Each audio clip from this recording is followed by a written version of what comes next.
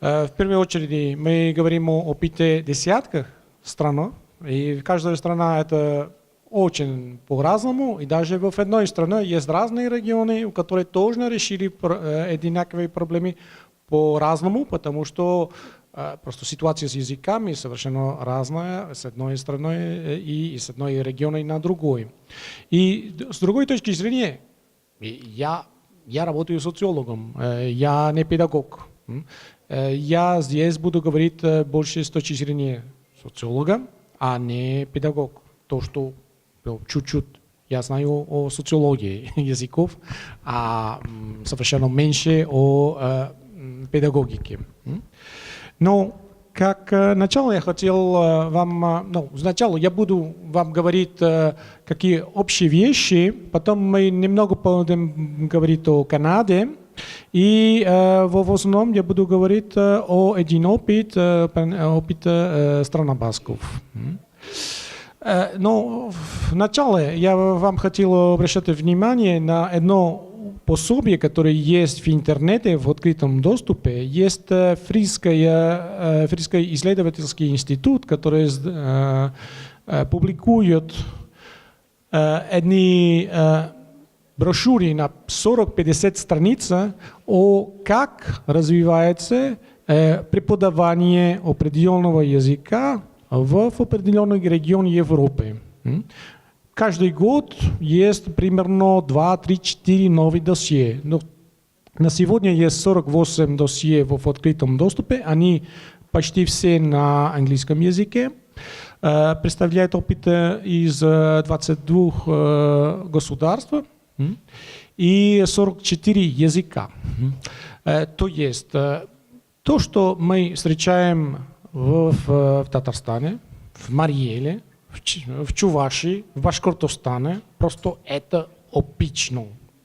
Такая проблематика, такой вопрос существует везде в мире практически, потому что многоязычные страны это практически все страны мира. В Европе я только знаю Исландия и, может быть, Малта, у которых не являются двуязычными или многоязычных странах. Я происхожу из Испании, там есть 13 коренных языков. Немного от истории. На самом деле, в протяжении большей части 20 века в европейских государствах существовало отрицание мнения о преподавании региональных языков. Считалось, что они мешают изучению большой язык, общегосударственный язык. И это был обычный тренд практически во всех европейских государствах в самой большой части 20 века.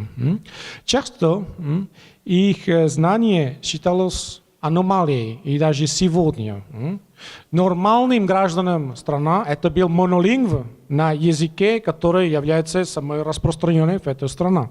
И эти, которые говорят на другом языке, это какие-то странные вещи. Хотя они могут быть 20, 30, 40% населения.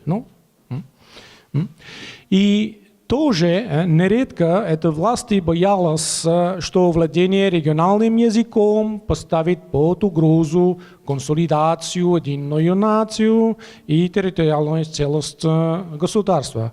Поэтому в протяжении практически до большая часть 20 века в многих странах преподавание региональных языков, даже их использование в школах было запрещено. Например, в моей стране, Испании. Но немного это началось изменить из-за больших социальных изменений, которые происходили в обществе. И один из опытов, самый впечатляющий, эти, которые были, потом влияли во многих странах мира, это опыт Квебека в 60-х годах. В 60-х годах что получилось? В Квебеке прошла так называемая тихая революция, которая коренным образом изменила такая структура региона. В этом моменте из-за разных причин самосознание франкоязычная часть населения, которая была большинство, но начала расти. И связанным с этим они изменили свое отношение к англоязычной части населения, которая на самом деле доминировала экономикой до сих пор. Но на этом фоне что происходило? Что некоторые англоязычные родители начали бояться о том, что свои дети не владеют достаточно хорошо французский язык. И они не были довольны. Вопреки тому, что французский язык изучали в протяжении всего образования, 12 лет, они не были способны говорить на нем. И в этом моменте группа родителей в город Сен-Ламберт, это на пригороде Монреала,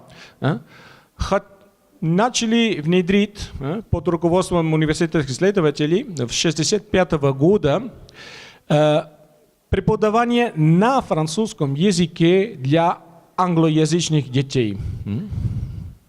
И это было только один опыт, начало 26 детей, которые начали это обучение. Они не хотели ассимилироваться никаким образом, но им было важно изучать французский язык, потому что это начало иметь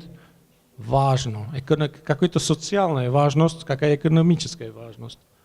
На самом деле эксперимент оказался очень успешным, и в университете они следили все это развитие, и эти специалисты могли доказать, что эти дети прекрасно успели в всем, которое они представили перед собой. Они изучали все предметы на нормальном уровне, и кроме этого, они узнали очень хорошо французский язык, и это была цель.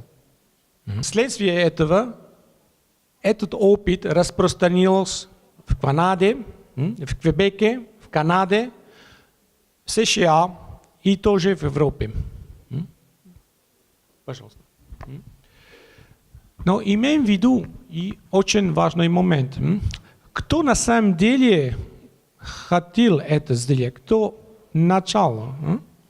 В случае Квебека инициаторы были носители доминирующего языка, которые считали, что им выгодно изучать другой язык. В Европе это, как правило, но не всегда, не так, но наоборот. Это представители национальных меньшинств, которые хотят, чтобы дети изучали именно этот национальный язык. Но и в одном случае, и в другом, это очень важно, всегда инициаторы этих новостей, это двуязычное обучение и в Европе, и в Америке, это родители или небольшие гражданские организации, а не государство.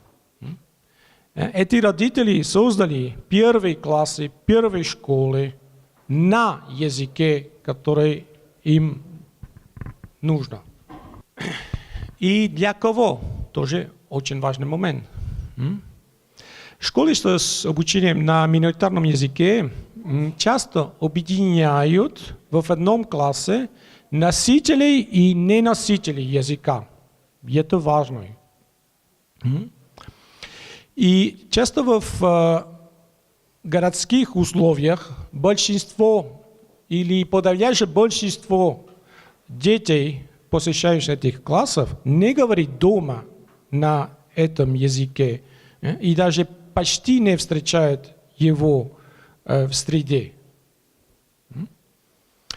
В этих случаях, как правило, стоит начать подготовку метода погружения уже в дошкольном образовании, чтобы уже с первого класса дети могли до какой-то степени уже учиться на этом языке. Но очень важно, не только школа. Школа это средство, но это одно из средств, и, возможно, это не самое важное из них. В условиях, где язык большинства сильно доминирует в обществе, самого по себе школьного образования, даже полностью на миноритарном языке с первого до последнего года, недостаточно, чтобы дети, как правило, усвоили миноритарный язык на уровне языка большинства. Где-то в стране басков это понятно, например. Поэтому в рамках позитивной языковой политики необходимо примерно 3 вещи в основном. Во-первых, увеличивать контакт детей и всего населения с миноритарным языком на улицах, посредством привлекательных СМИ и так далее. Если нет контакта, как? Втором, нужно увеличить потребность в миноритарном языке, то есть, чтобы его экономическую стоимость. И это и в государственном секторе, и в частном. И в-третьих, нужно улучшить отношение населения к миноритарному языку. Не надо только говорить. В основном не надо говорить, надо действовать. Это пример татарской школы в Чувашии. Это как? Говорится одно и делится абсолютно обратному. Как можете сказать? Сохраните язык, родной язык на русском языке. Что-то не работает, кто-то ничего не понимает. Мы проводили много опросов в Чувашии, примерно 4000 детей мы опросили. И из последних опросов, например, это было в 2 районных центрах Чувашии. Мы спросили, на каких языках они говорят в разных контекстах. Дома эти школьники, 20% из них говорят только по-русски, 20%. А в школе с одноклассников 50% говорят только на русском. А с преподавателями 70% говорят только на русском. В школах в Чувашии практически нет ничего на чувашском языке. Ничего. Контакт с этим языком, который считается, что надо изучать, не существует. Пожалуйста, 3 песни, 3 раза в год, чтобы было, вот, мы сохраняем чувашское наследство. Все. Это что есть. Поэтому в школах нам не надо только преподавать язык, нам нужно дать благоприятные условия, чтобы дети считались и преподаватели считали, что там можно говорить на этих языках, можно использовать. Если вы хотите, чтобы в вашей школе они изучали татарский, русский и английский, например, надо их, чтобы эти языки были в пространстве, чтобы были считались нормальными, чтобы были считались легитимными в этом пространстве. Иначе все будут говорить на русском, потому что в пространстве говорите на русском. А сейчас будем посмотреть один пример Баскской автономной области. Баскская автономная область – это часть Испании на севере. Там есть 2 миллиона жителей. И это очень маленький район. Это, если Википедия, и я хорошо прочитал, это 1% пространства Татарстана. Это какой-то район Татарстана. А баскский язык – это генетически изолированный язык. Это не индоевропейский, но на самом деле это совершенно другой язык. Вообще не похож на испанском. На самом деле намного более похож на татарском, чем на испанском. Агглютинативный язык, в конце слога, все, неважно.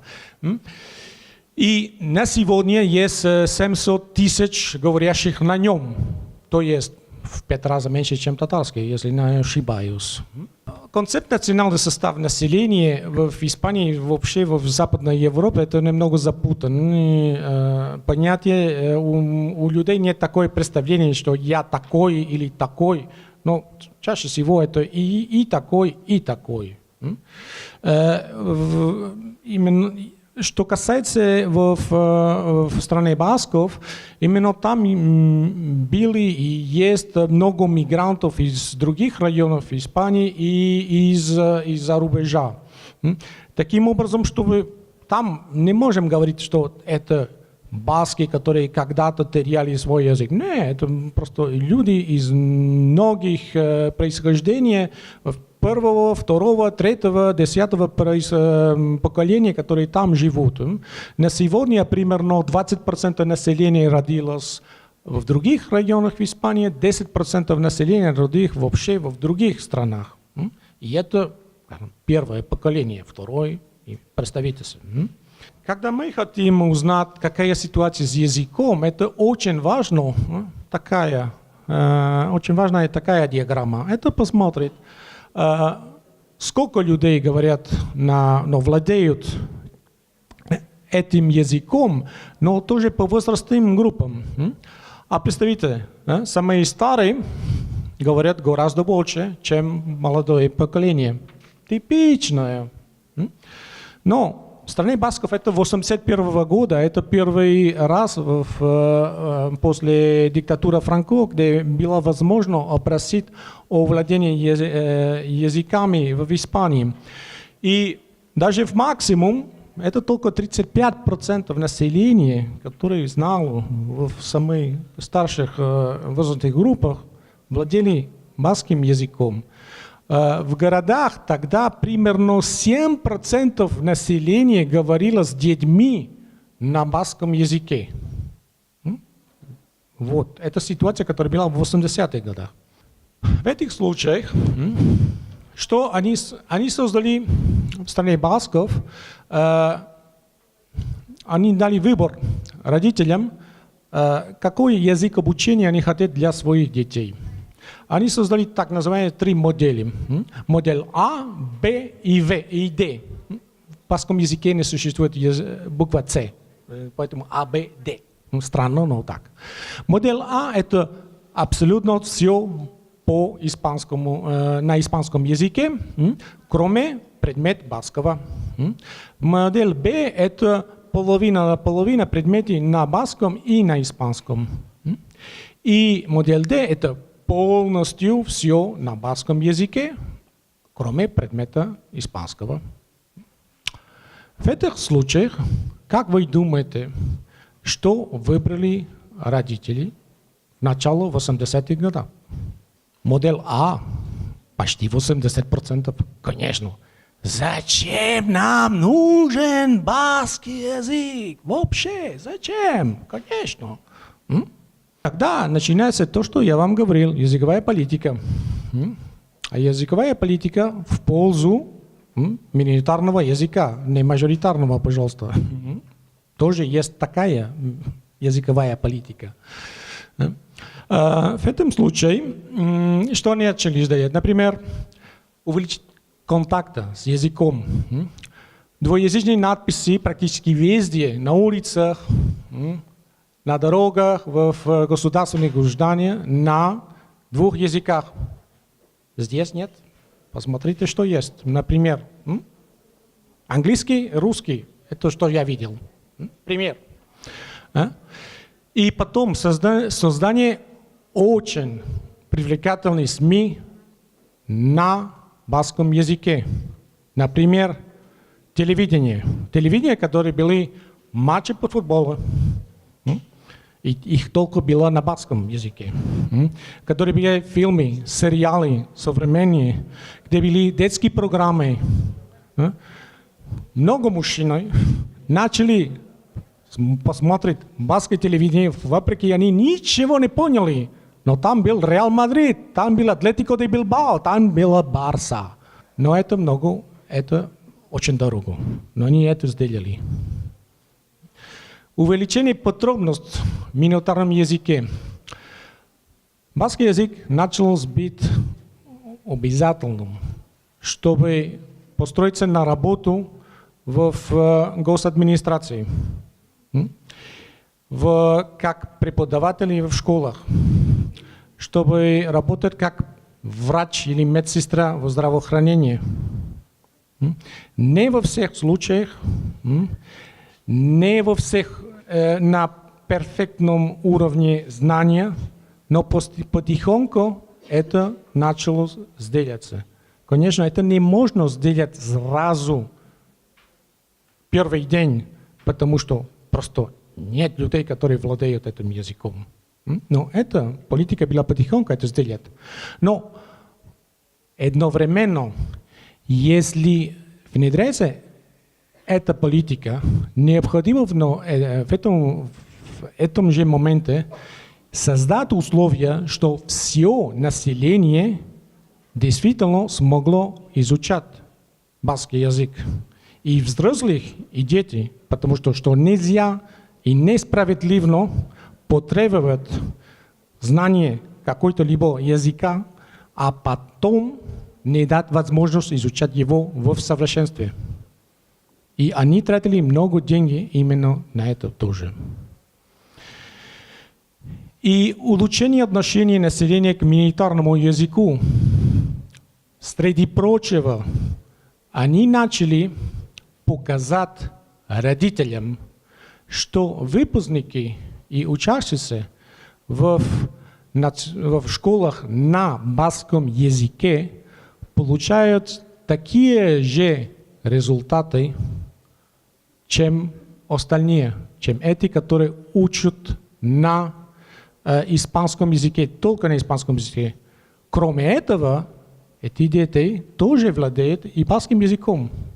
Но в дополнение, все остальное, по крайней мере, одинаково. И тоже в течение 30 лет они сделали много и много, постоянно такие доказательства. И тоже не все работает перфектно первый раз.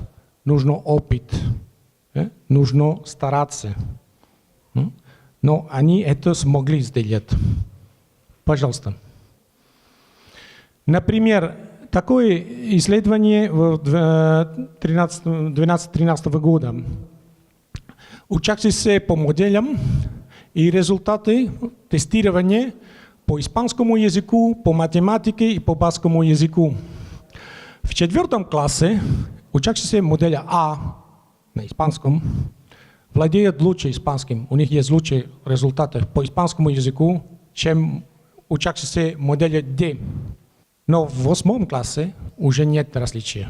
Статистически это не есть чуть-чуть больше, но с статистической точки зрения нет различия. Не можем сказать, что лучше. На баскском языке, конечно, эти, которые учат только на испанском языке, и баскский язык является только предмет, они гораздо хуже владеют им, чем эти, которые учатся полностью все предметы на баскском языке. А по математике в этом исследовании пока есть результаты, чтобы действительно модель D имеет лучшие результаты, чем модель А по математике. Не все исследования показывают такие цифры. Обычно показывают лучшие цифры по владению иностранному языку.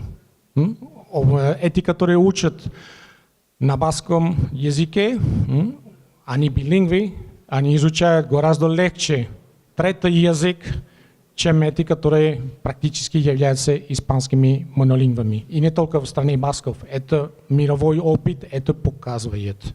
Если ваши ученики имеют, как правило, хуже результатов по английскому языку, чем учащиеся в русскоязычных школах, проблема в вашем обучении английскому языку. Я не знаю, я как правило должно быть у ваших учащихся значительно лучше результаты по иностранному языку, чем у других, которые учатся на доминирующем языке.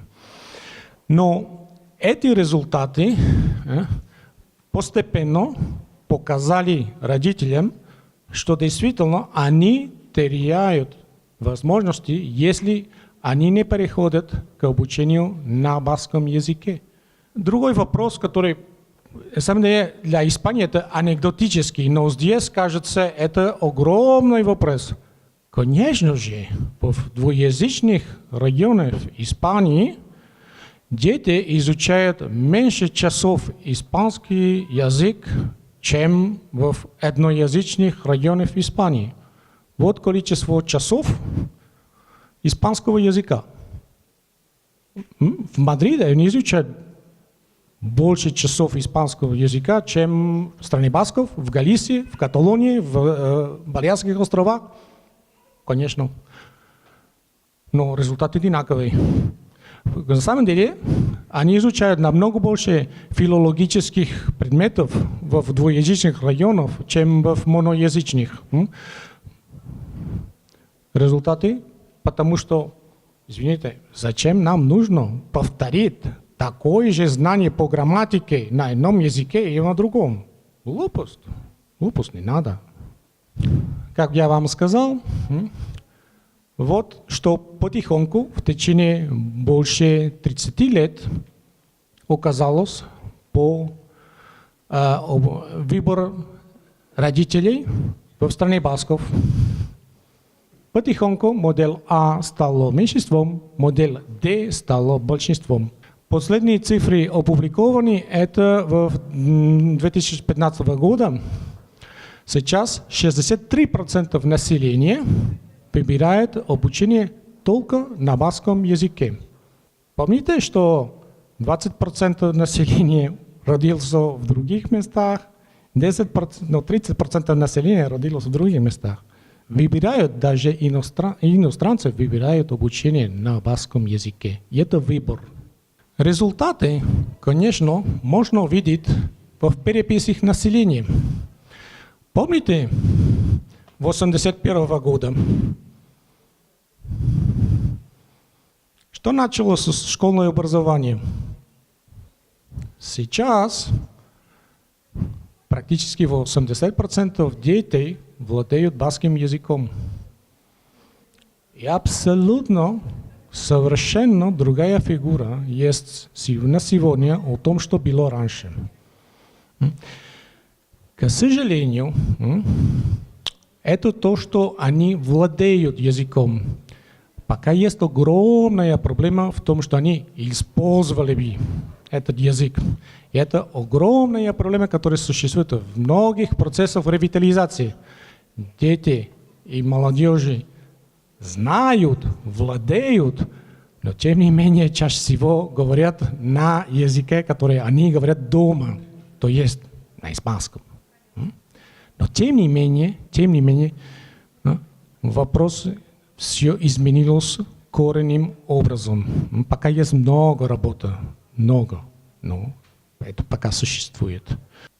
Если посмотреть то, что, например, происходит в Уэльсе очень быстро, ситуация была одинаковая. С 1971 года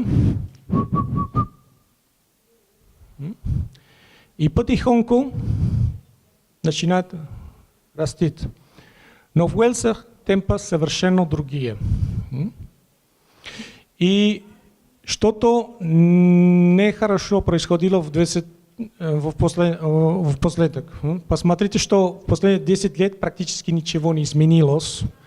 Из-за этого сейчас они изменили коренным образом структуры, система поддержка, административная структура, система двуязычия и система языковой политики, административная структура языковой политики, потому что результаты действительно налицо, но они являются неудовлетворительными, по крайней мере, для большинства населения. В конце некоторые выводы. Преподавание регионального языка, что нужно? Оно должно быть лишь частью общего государственной политики в его послу. Только если мы передаем обязанность школ или преподавателей татарского языка, это ничего, извините. А преподавание в школах это очень важно, это абсолютно необходимо, но с этим мы немного далеко уйдем. Должно быть эффективным, привлекательным и конкурентоспособным. То есть, действительно, не надо дать 3, 4, 10 часов региональному языку. Это важно, чтобы дети учились. И чтобы они учили, среди прочего, недостаточно было только предмет такого языка. Сейчас проблема, и эта проблема общая практически везде, что то, что я представляю здесь, это вопрос о двуязычном образовании, региональное и общегосударственное. Но сейчас нужно, по крайней мере, и английский. А все это остается намного более сложно. Как мы внедрим третий язык? В каком моменте? Каким образом? За счет чего? И то сейчас это огромная проблема. Огромная проблема в стране басков, в Галисии, в Каталонии, в Британии, в Окситании, в Сардинии и так далее. Как мы будем переходить к трехязычной и даже четырехязычной образованию? Нужно ориентироваться в первую очередь к использованию языка как языка обучения. Именно это недостаточно, что это был предмет. У нас надо иметь в виду, что мы включаем детей, на которых является первым и вторым языком, особенно в городских условиях. И, извините, в городских условиях это самое важное. Почему? Потому что если в городах и образование идет только на языке большинства, в деревнях, это пример. В селах, в деревнях они будут делать так, как делают в городах. Нам нужно показать, что стоит учиться в региональном языке в городах. И таким образом и в деревнях это будет следить, иначе это не будет. Пример дает горожане, не жители сел.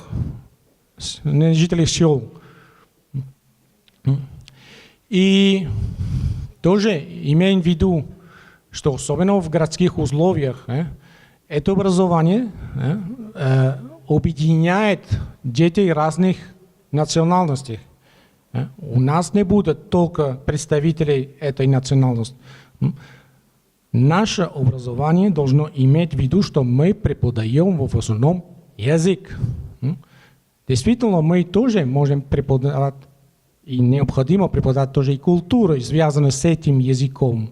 Но это не обязательно будет культура и язык этих других представителей всего общества. И нам нужно быть очень внимательными с этим. Люди, часто родители хотят, чтобы их дети изучали региональный язык, но это не значит, что они готовы ассимилироваться к этой культуре, к этому языку. Спасибо. Бик зур рахмәт. Бармы экторга сұраулар?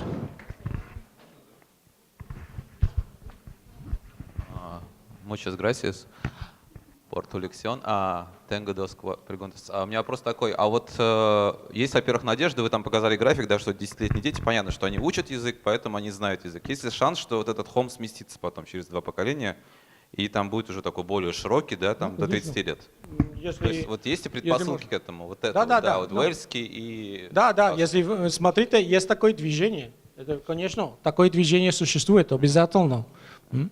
На самом деле, если спокойно посмотрим то, что происходит, скорее всего, часть из этих, это максимум, немного теряется. Потому что, как я сказал, проблема в том, что они могут владеть, и когда они учатся в школах, они этот язык владеют и используют, но потом, когда они уезжают из школы, они могут это не То использовать. есть, скорее всего, будет пониже, но... Чуть-чуть, но тоже. Что-то будет. В Ирландии это огромный проблем, который они уже десятилетия у них есть.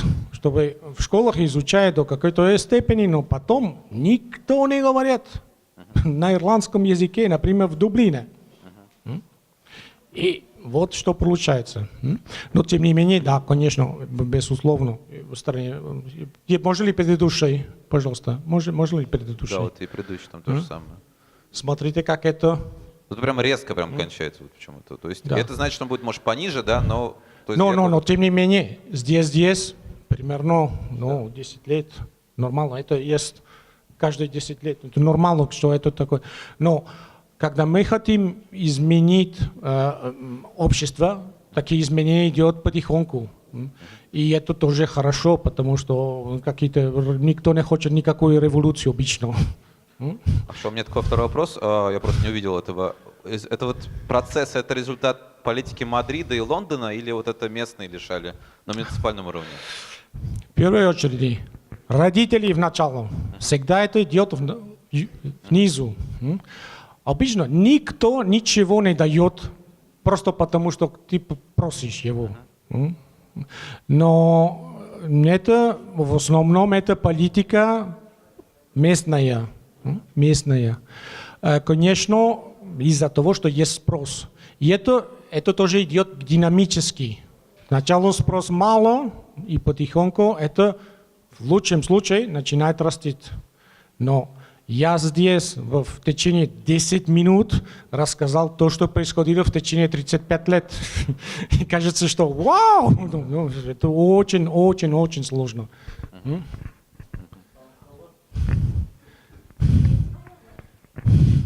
Сеньор Эктор, у меня вопрос. Считаете ли вы, что должно быть выработано какие-то законы, чтобы была какая-то добросовестная конкуренция между языками, чтобы не было, допустим, монополия испанский только, а искали там нет, и каталанский?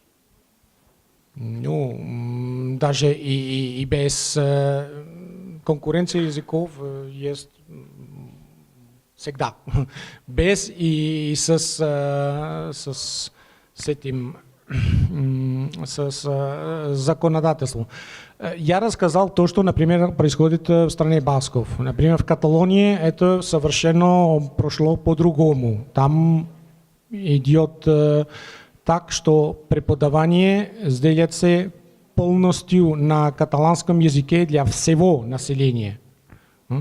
И там вопрос это другой. Даже и в Балиарских островах тоже преподавание идет полностью на региональном языке. Но это потому, что там социологическая ситуация совершенно другая. И тоже концепция. И тоже это сейчас это так. В 80-х годах это не было так. Постепенно произошло в идея, что это лучший способ. И большинство, например, в Каталонии, примерно 80% парламента предпочитает эту возможность. Но зависит от региона. Оқытушылардан сұрау. Республика Татарстан, город Бугульма, Хамидуллина. Не слова, а действия и метод погружения. Еще раз покажите, пожалуйста. Методы погружения это в основном то, что дети, которые не владеют языком, приезжают в школу или в детском саду и начинают говорить на языке, который для них это чужой. На самом деле, это чтобы представители многих много меньшинства получили, когда им было погружены на языке большинства. Но здесь это по-разному. Когда мы говорим о погружении на миноритарном языке, язык, который люди говорят дома, это язык, который имеет такой, является доминирующим в обществе. Это язык, который никаким образом они теряют. Это язык, который очень хорошо поддержан в обществе. И везде они используют. Это то, что получается здесь. Почему преподавание на баскском языке успеет, чтобы дети очень хорошо владели испанским языком, и наоборот это не происходит. Но именно из-за того, что один язык находится везде в обществе, они постоянно дети используют его, слышат его, а другой нет. Язык, который более слабый в обществе, нуждается в большей помощи. Ғафу етіңіз, сыңғы сұрау енді біздің уақытымыз шектілі, бик қысқа уақыт қана енді. Хочу спросить с социологической точки зрения, вот как вы думаете, почему произошла так называемая тихая революция в Квебеке или та же ситуация в стране басков? Ну, то есть какие были предпосылки, с чем связан рост национального самосознания, какие факторы на это влияют? Спрашиваю, потому что хочу понять, как понять, что в обществе общество созрело для каких-то изменений в этом плане. То есть, может, это как-то можно понять из каких-то факторов. Да. У меня такой вопрос. Я Хамов Ильнур, журналист. Я хотел бы узнать инфраструктуру использования региональных языков в Испании и Великобритании. Объясню на примере кейса, например, Прибалтика, да, Латвия. Там у них есть русскоязычное население и латышеязычное. Русскоязычное население, оно обычно как бы европейский скептицизм, да, и они вот хотят жить в Латвии, там свой бизнес развивать. А латыши, они хотят рвутся в Европу, и поэтому происходит, что население туда уезжает, а русские остаются, и вот у них язык русский, это как бы язык бизнеса, да. Вот у нас в Татарстане, например, татарский язык, это больше язык инфраструктуры, это развлечения, культура, литература, театры, да. А вот в Испании, в Великобритании, там у региональных языков какая ниша, какая инфраструктура использования? Ну, да. В первую очередь, очень трудно сказать. В случае Квебека это очень... Я не знаю его в основном, но проблема... В Квебеке это была какая-то аграрная структура, у которой франкоязычное общество было, чаще всего это было жители деревни, очень связан язык с религией, с католицизмом. И в определенном моменте, я не знаю точно почему, но так происходило в 60-х годах, чтобы произошло какое-то светское революция, и они подошли из какой-то аграрной структуры общества на какой индустриальную, даже постиндустриальную структуру населения. И связаны с такие масштабные изменения, включилось изменение в языке и в роль языка в этом. Каким-то образом, можем сказать, скорее всего, в стране басков тоже это происходило. После того, что баскский язык, как каталанский, как галицийский, они были запрещены во время Франко, и после диктатуры было какое-то изменение, огромное изменение в населении, которое на самом деле уже существовало, но политическая обстановка не дала возможность, чтобы открыто появилось. В этот момент это изменилось. Как на самом деле и здесь, когда было такое изменение с развалом Советского Союза, тоже какие-то социальные изменения, которые уже были они появились, и в этом моменте, в моменте какое-то социальное изменение, включились изменения в языка. По вопросу инфраструктуры, да, скорее всего, это большая разница, которая есть, например, в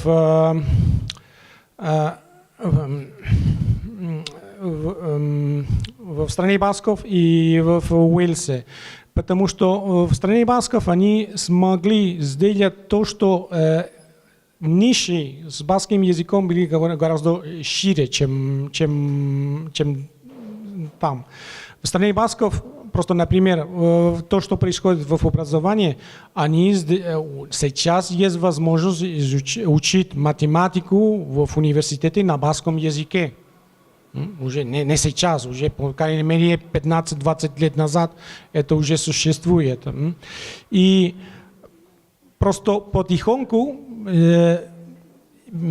самый язык, когда создаешь СМИ на этом языке, когда уже есть какая-то потребность в населении, например, я иду купить хлеб в Барселоне, я спрошу на каталонском.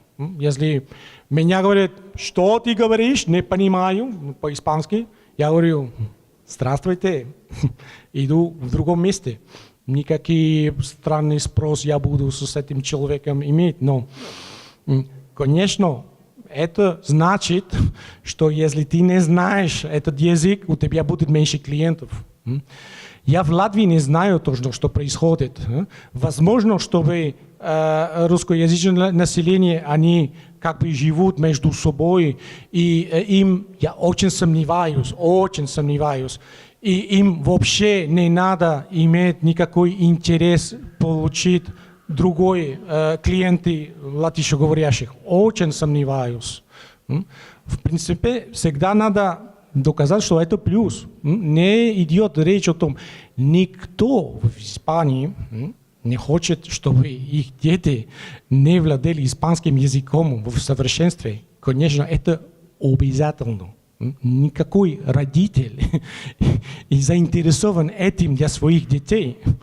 Это деньги, это возможность работы для детей. Что нам надо доказать, что мы будем дать дополнительную возможность, что просто еще одна возможность, чтобы найти эту работу для детей. Из-за этого сейчас нужно включить и третий вариант. И что происходит с английским, и то, что происходит с вторым иностранным языком. Сейчас еще более сложно, чем раньше. Бигзур Рахмат, спасибо большое.